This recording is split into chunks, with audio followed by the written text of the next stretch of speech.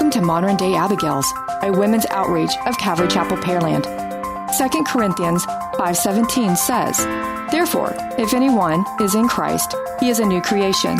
Old things have passed away. Behold, all things have become new." So let's listen to God's Word, where everyday lives transform and where we can become the women God created us to be.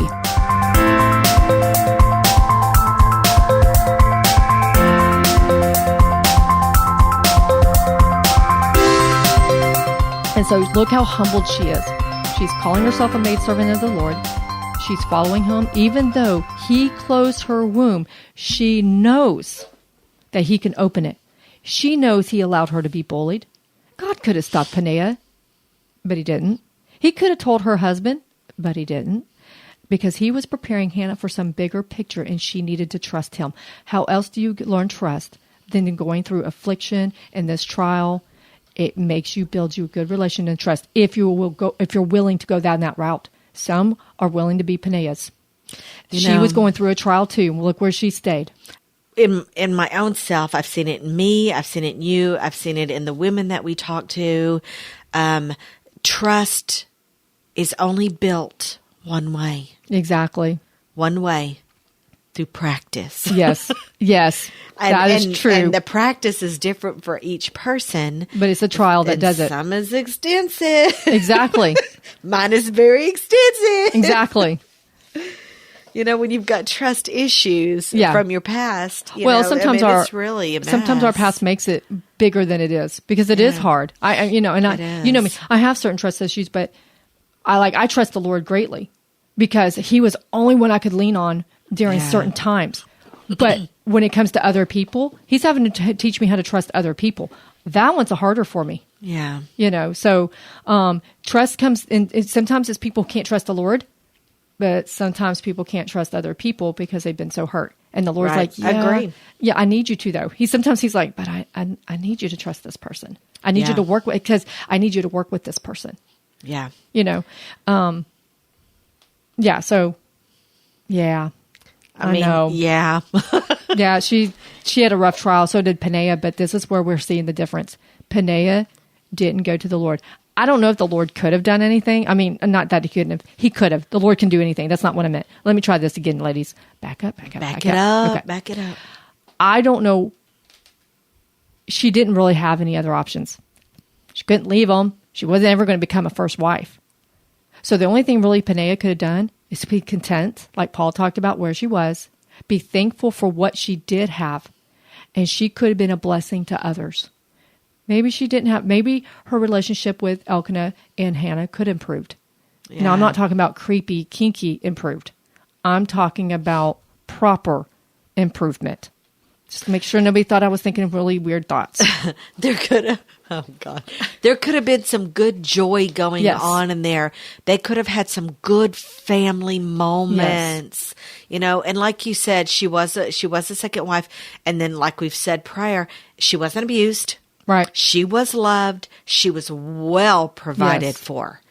And those, we don't always get that. No. And that's what I mean. You and I didn't get that. No, we did not until I got it now, but not you got then. it now, but not then. Yeah. Listen, I was definitely referring to our first husband. Yes. Yeah. But that's what I mean. So this is where we're seeing a real big difference. That's where we're seeing Hannah set apart. Hannah's going to the Lord. She's asking him to change her situation. He didn't have to change her situation because she prayed the way he asked her to. So he is going to do something. The Lord doesn't forget his people. He talks about it all the time. I don't forget you. He doesn't have a memory like I can forget something. And she knew that the Lord had done this because it mentioned it several times. The Lord did this. Yeah. But she still went to him anyway. And you know what? And Peninnah, all she did is make fun of Hannah while on their way to worship. She didn't love the Lord. She didn't care about the Lord. Yeah, she was there because out of duty. Yeah. Out of duty. But so going back to something you said earlier. Okay, so my mind is switching a little bit in the right direction. The Lord, and because you said numerous times, but this is the way the Lord did it. Mm-hmm. And so I don't think we would have recognized Hannah's humbleness and trust and humility had we not seen the complete gross contrast with Peninnah. Right. And I'm also going to say something. I thought this is the direction you were going in, so I'm going to go in it anyway. I don't know if we would have seen it had we not have lived it ourselves. Oh, I agree. I don't think we would have. With that. It doesn't read the same when you haven't been through it, but when you've been through it, you can say, "Yep, I know the Lord was in that. Yeah, I can see that because we've seen where the Lord was in our hands." Like, I've have so many stories about how the Lord just took care of me when I knew my ex-husband was not going to, and I told the Lord that flat out. I'm like, "Look, He's never going to let me do it. My gums were all swollen and bleeding. I'm like, Lord, He's never going to let me go to the dentist because He's not going to spend money on me. He could spend all the money on Himself, but He will never spend it on me." Yeah. And I don't know what to do. And the Lord's like, "Change your toothpaste." I looked around. What? Change your toothpaste. You're like, wait, look. I did. I looked. I'm like, I did for a brief moment. Look all around the room. Yeah, I'm like, well, couldn't it? Because that was the first time I had ever audibly knew I was hearing from the Lord. Yeah. And I'm like, well, that couldn't have been that's Stevie. Not a thought that would have popped into your own head. No, because I'm like, well, that can't be Stevie because he's only 1 year old. Yeah. He wasn't. Well, yeah. And then I said, but Lord, I don't have more toothpaste. And the Lord, like, look down. There was another tube of toothpaste. I don't remember buying that tube of toothpaste. I sat there and stared at it because I didn't know where it came from. Wasn't too sure. I'm like, I don't remember buying that. I may have. I just didn't remember it.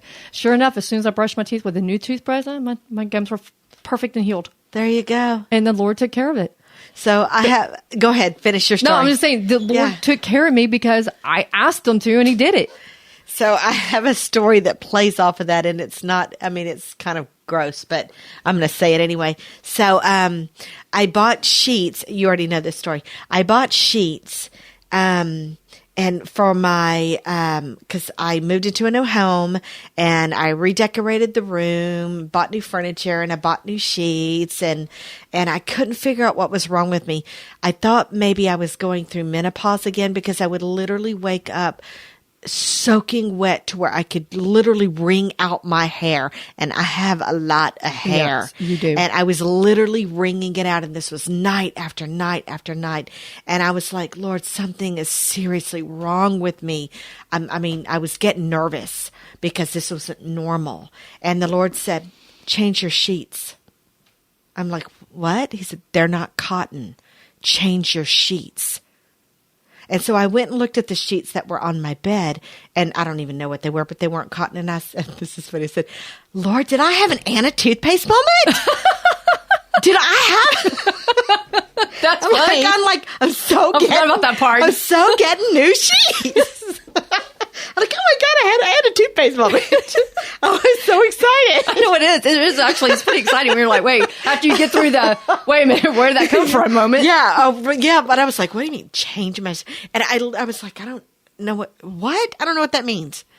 And then I thought, no, I didn't think that because I would have never thought to buy new sheets, I just bought new sheets. Who do you think had to tell me the reason my cat kept peeing on the floor is because I didn't have a new instance for Bree's, those little Bree's small rooms? Oh, geez. Because I didn't have one. Seriously, it was your cat the Lord. Is just you know what's even worse? Charts. I have to make sure the other one I put up is always changed too because he gets mad at me if that one's not changed either. Hey, listen, who rules this home? Yeah, we know the cat does because, Yeah, that's okay. My animals rule mine too. He's 16 years old and he's figured out how to rule a roost. He hissed at the dog the other day, and the dog looked at him like, "What? What? What? What did I do?" Yeah, he's like looking at him like, "What is your problem, dude?" I'm just sitting here minding my own business. We're both old men. We're supposed to be ganging up on the kid. Anyway, no, but it had to be the Lord because I couldn't. I was like, Lord, I don't understand what's going on. Right. Who else but the Lord would have had? Yeah. Nobody would have been able to. Nobody would have think, oh, I didn't change my air freshener. My cat's peeing on the floor because he doesn't like the incense. No, well, it's because I didn't have the air freshener. No, he did because I didn't have my air freshener. Nobody would have realized that. Yeah. I was like, oh my gosh. Yeah, how funny. Anyway, that was a total rabbit trail. Yeah, it was, but I need to write for Breeze because I need to let them know that my cat loves your stuff, but as soon as he passes away, I'll probably never buy it again. But anyway, I have my squirt bottle instead. But anyway, no, it's great. But it's just to show that we can learn how to hear from the Lord no matter how crazy it sounds. We can hear the Lord's voice, and it shows that he cares about the little things. He cared about my gums. Even the weird stuff. Yeah. He cared about you waking up in sweats with your sheet. He cared that my cat was making a mess out of my house. He cares about the little things. Yeah. So he cared about Hannah. He cared about Peninnah. He really did care about Peninnah. But Peninnah wouldn't go to him. And he is not going to force you to love him. Oh, wait, I have one more story. Okay. Sean, my son, he can't, his gums were swollen after brushing his teeth. And I'm like, wait a minute, are you using whitening toothpaste? Yes. And he's like, I am. I said, you need to change. Yes. Because you have an allergy. Yep. And sure enough, he changed. We learned that from you know what? And that's how we learned it, because Stevie started, after he got his braces, he started swelling up and everything. And the dentist is all mad at him. And I'm like, dude, I swear, he is brushing his teeth. I'm watching him. It made poor Stevie was so upset, because I was like sitting there watching him brush his teeth like a little kid. And just to prove to the doctor he was doing it. And finally the Lord reminded me, he goes, don't you remember your toothpaste? Yeah. I'm like, what? Oh, Stevie, let's change your toothpaste. And then we found out from, I call him the real dentist. Don't tell the orthodontist that. But the real dentist said, oh, yeah, lots of people are allergic to whitening toothpaste. Yeah. Sean still uses it, but he uses a different brand. Yeah. And he doesn't have any problems with that. So whatever was in the other one. And sometimes if it's just like I can do it if I do it like every other day. But had you not had that trauma in your life, exactly. Anna, I would have never known about my sheets. I would have never known about the Sean's toothpaste. I would have never known about Stevie's either. Yeah, exactly. So, but see, so the Lord does things sometimes to us so we can help others. Yeah. It may not seem fun at the time, but you know what? The Lord's going to use it. Exactly. His word doesn't come back void. No, it does not. And anything that we go through does not come back void, even as sometimes he says no, horrible as it is. Sometimes he says no. Oh, he does, and that's okay. And then sometimes we get ourselves in our mess because and then of sometimes our own he goes, consequences. That's what you want to do? Go for it. Right, I'll be right here. Let me know when you get back. Yeah. And then you run back. You're like, Lord, what the heck? And he's like, I tried to tell you. I said, don't do it, but you did it anyway, and you don't listen. Yep. My great grandmother used to say, if you can't listen, you can feel. Oh, yeah. Oh, no. She's tough. Don't put that on a bumper sticker. She's a tough woman. Oh, that's a little slap in the face right there. Go, Grandma. 1 Samuel 1, verse 12. And it happened as she continued praying before the Lord that Eli watched her mouth. Now Hannah spoke in her heart, only her lips moved, but her voice was not heard. Therefore Eli thought she was drunk. Kind of mean.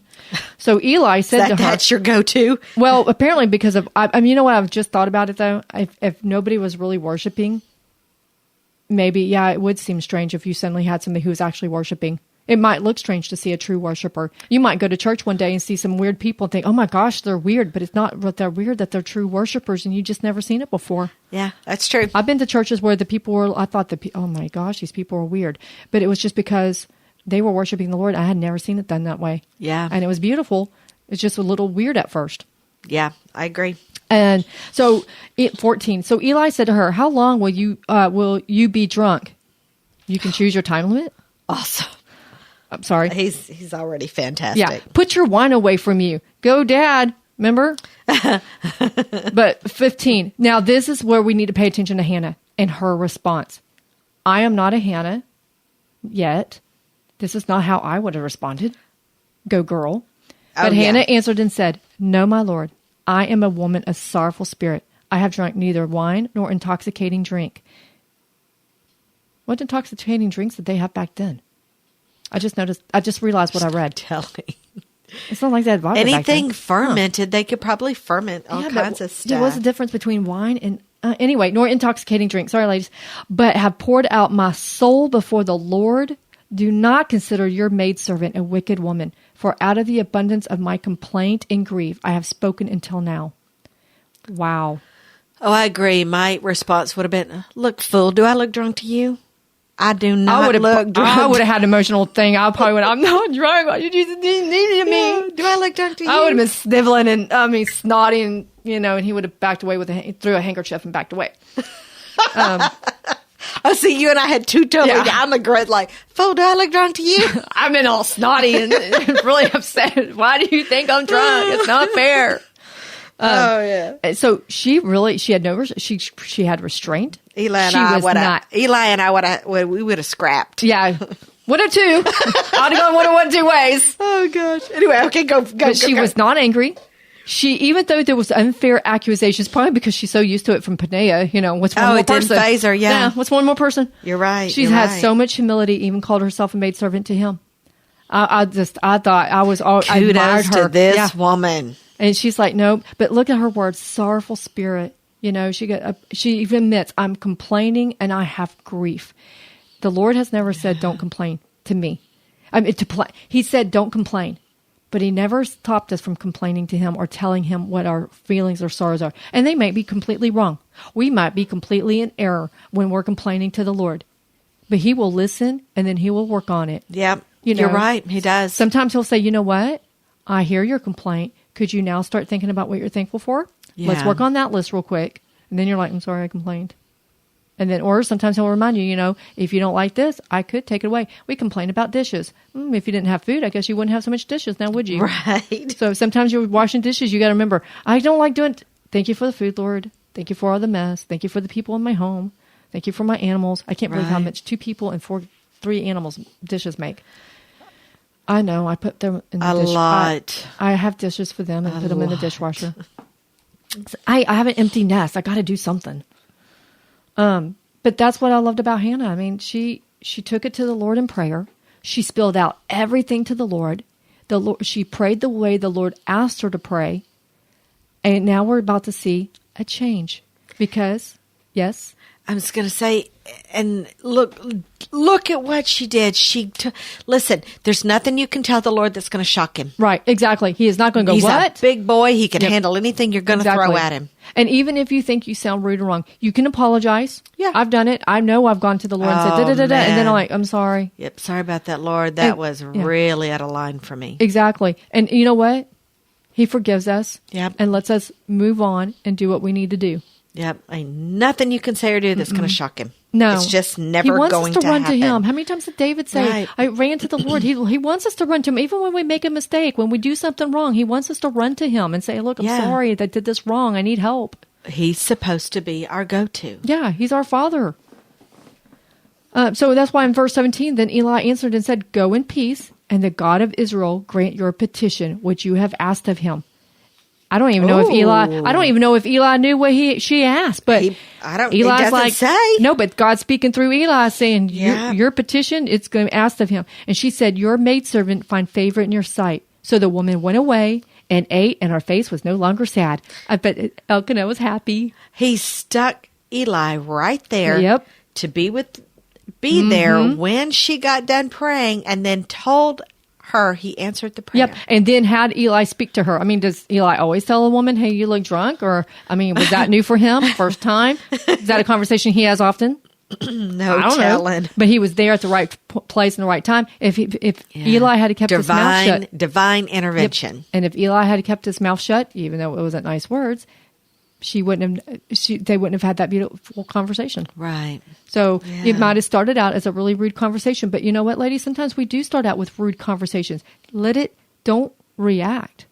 Keep calm and see if that conversation might change and go in a better direction. I've seen that before where someone starts out angry and then turns around and says, I'm so sorry, and becomes nice because the other person was nice. Yeah. That happens often. Sometimes you're the voice that they need to hear that says, let's take a breath. Let's talk about this. Right. You don't have to get angry. We talked about that in the love series. If you really yell and scream at somebody, do you really love them? I mean, and I'm guilty of screaming and yelling. And if you catch yourself being rude, then stop. Yeah. I'm sorry. I was on the phone with a customer service not too long ago, and I don't remember why I called, but it was like my 10th call in the matter of 2 days, and I couldn't get any help. And the woman that was the last person I was speaking to, she was really, really trying to help me, but I was so frustrated and I was so rude, and which is not my normal thing. And then I stopped and I'm like, you know what, ma'am, I realize I have been hostile with you since the minute you answered, and I am sorry for that. Here's what has happened for the last 2 days with your company, and I am absolutely at my wit's end, completely frustrated. But you know what? I'm going to take a minute. I'm going to breathe. I'm going to relax because I want this conversation to go very differently going forward. I apologize. And she was like, Oh, okay. Okay. She wasn't expecting that. No, she wasn't. No, she was wasn't. a customer service. Yeah, she's used to people yelling and being mad. Yes. And I'll tell you what, and I'm not always the best person when I call customer service. And sometimes if I do it right, I'll go, I'm sorry, you're the person who answered the phone, but I've really got a big problem. Yeah. And I have found out that usually that takes them off guard. It's a good icebreaker. Yeah, it's an icebreaker, and they'll relax and go, okay, I know you're upset, so I can work with you because I know that you've got a problem where you're upset. Right. But I'm not. Don't wait till you're halfway through the conversation, 30 minutes in like I did. That's a good way to start instead. Yeah, well, let's remember that. Yeah, I was rude to the lady who asked me if I wanted a flu shot. I had to go find her and tell her I was sorry. I was rude. I was just wasn't ready for the question. I walked through the door. You want a flu shot? No. Ready for the flu shot question. Yeah, it wasn't on my mind. So, we do make mistakes, but we can make them better, and we can ask for forgiveness. And no, It doesn't always fix it 100%, but at least it starts mending things. Bondo can only go so far. Right. So, but at least you got to do it. You might just have to do it later on and keep working on it. So she went in faith with her prayer, and it was heard, and it was going to be answered. The peace her husband was looking for is being answered, whether he knew it or not.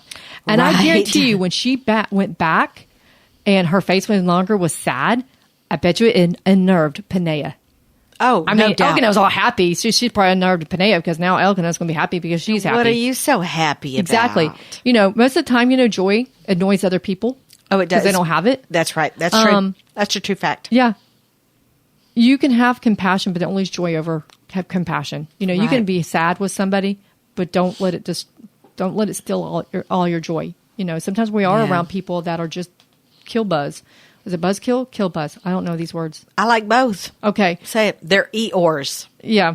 And you cannot let it rub off and affect you. And it does. Yeah. It's easy to let it run off of you and affect you. And sometimes I have to go to my cube and I anoint my cube and I pray in my cube and asking for the Lord to just put a nice little heavenly covering over my cube because of the things that, the calls we get, the people that walk up and you're just sitting there going, you just by the end of the day, you're just destroyed.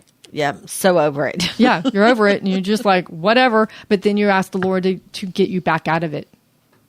That's why prayer is important. Bible study is important. Reading your worship music. Yeah, listen to your worship music. I've been really bad. In the mornings, I'm pretty good about listening to the podcast, whether I'm listening to Watch Therefore or Set for Life radio. I'm really good about listening to them. Every once in a while, I'll catch that Modern Day Abigail's. Every once in a while. Oh, who are they? I don't know.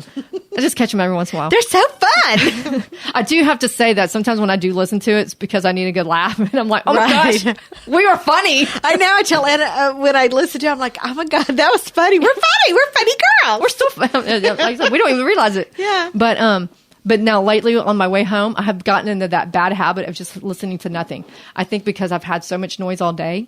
Yeah. I just want nothing. Yeah.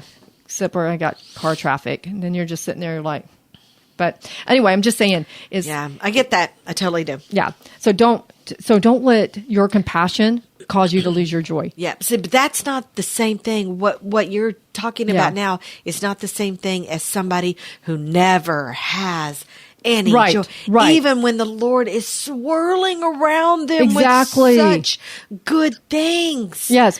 Yeah. I've met people like that. They've good jobs, good places to live. They've got friends and they're still upset. And you're like, we got to pray that the Lord opens their eyes to see His joy. And to break chains, to break bondages, to heal hearts, to what broken heart is keeping them bondage? Or help them forgive where they haven't forgiven somebody. I meet people like that all the time. They just, no matter what, they're so... They do not see the joy of the Lord. Yeah. Pray for those people. It's literally baffling to me. Being what I've having gone through what I've been through, which is some pretty horrific stuff, I still see the Lord and His goodness and His joy and His mercy and His grace. Right. I see it. Exactly. And then we do have those periods of downtime. We're not talking about that. That's what I'm saying. We got our moments. Yeah, that's the whole point of this. But they're not 24/7. Exactly, and that's the whole point of this. We have emotions. Yeah. We need to use them properly. where it's properly needed, whether Right. it's empathy, compassion, things like that. But at the same time, when we have sadness, when we have depression, when we have grief, we can't stay there. When we're hurt, we can't stay there. People hurt us all day. We can't stay there. Got to move forward. Yep. Sometimes we do have to hurt. Lord, that hurt. Okay. Sit there for a minute. I'll blow on it. Right. All right. All right. Here's your Band-Aid. Here's your Band-Aid. Now let's get up. Start walking. We got to keep going. My Band-Aid has sparkles on it. I'm just saying. I need to say that louder because Ray's going to say I didn't hear you. My Band-Aid has sparkles on it. I'm sure it does. I'm just hoping for a good, Yeah, I'm just kidding. I've never seen antibiotic or sparkly something. Band-Aids. I But haven't if I either. get some, I am totally going But to how stock come up. kids have cute Band-Aids and adults have to have boring ones? I have cute Band-Aids. I do not have boring. Adult cute Band-Aids? No. No, you buy children Band-Aids? Yeah. Sometimes I need a little bit bigger Band-Aid, Joanna, and Yeah. they don't make cute big Band-Aids. Well, I don't know. I don't Okay. understand. Anyway. All right. You know what? We need to go into the Band-Aid making business, Anna. No, I just need to just type a letter. Can adults have cute Band-Aids too, please? Question mark, question mark. Agreed. They do make camo ones. I do have some adult camo. We did have some bacon ones. Yeah. Oh, yes, you did. I need to see that in person. The bacon ones? Yeah. Do you still have any? I don't think so. Okay. That I didn't. That or Ray has it somewhere, and I'd have to find it. You posted it you sent us a text. It was great. I never saw them in person. I would totally want to see this in person. Okay, that was a total rabbit trail. That was a rabbit trail. Forget that. We took a bathroom break and found a rabbit. Yes. All right. So we're going to go back to 1 Samuel 17 because now we see how we see how she's no longer sad. She went in faith in her prayer and it was heard and answered. And so now we're seeing that she's basically saying, I don't like my situation, but I trust you. And we see that in verse 19. Then they rose early in the morning and worshipped before the Lord and returned and came to their house at Ramah. And Elkanah knew Hannah, his wife, and the Lord remembered her. So that's where I'm saying is she went and worshipped anyway. She went and worshipped the Lord. I don't like my situation, but I'm going to trust you. And of course, that knew is the same as Adam knew his wife. That means they've been intimate.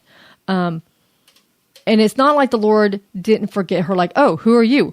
And now I remember you. The Lord only forgets our sins. That's in Isaiah 43:25. I am, he who blots out the transgressions of my own, for my own sake. Let me try that one more time. Isaiah 43:25. I am he who blots out your transgressions for my own sake, and I will not remember your sins. Otherwise, he remembers. It's more like him saying, I heard your prayer and I'm in agreement. And because he wanted her to pray and make that vow, because he knew she was a virtuous woman and she would keep that vow and her husband would be in agreement with that vow. I mean, if you think about it, she made a vow. I don't know if she and Elkanah ever talked about it. Did they lay in bed one night? And she goes, I think I'm going to go and talk to the Lord and I want to make a promise to him and that after he's weaned, we're going to give him up. And wouldn't that be sweet, honey? I don't think they laid in bed and had that conversation before her prayer. But so she knew. You don't know what pillow talk they had. I'd hope better than that. That one's kind of rough. But I'm just saying is, he knew God knew Hannah and he knew Elkanah, and he knew that they would do what he asked. They were a team. Even if Elkanah didn't know exactly what Hannah was promising, they were still a team because he loved her that much. He was going to work with her.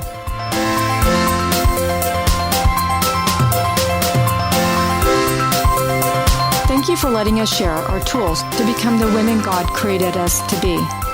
If we encouraged you today, visit us at moderndayabigails.com. Remember, you are loved, cherished, and prayed over.